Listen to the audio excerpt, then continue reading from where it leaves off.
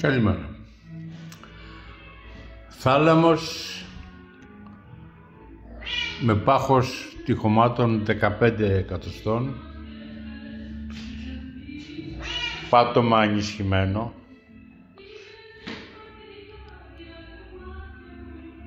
σε άριστη κατάσταση είναι, το έχω χρησιμοποιήσει.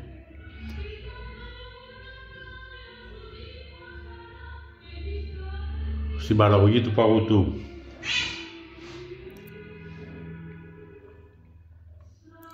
Έχει πορτάκι μικρό για την είσοδο του παγωτού, για να μην ανοίγεις συνεχώς τη μεγάλη πόρτα.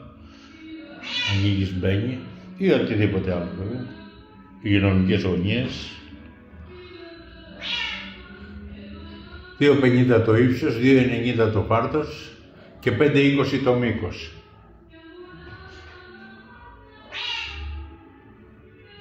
Αυτή είναι η γάτα μου. Κάνει παρέα στην αποσυναρμολόγηση. Αθάνατο εργαλείο, cover είναι. Η πυκνότητα είναι τρομερή.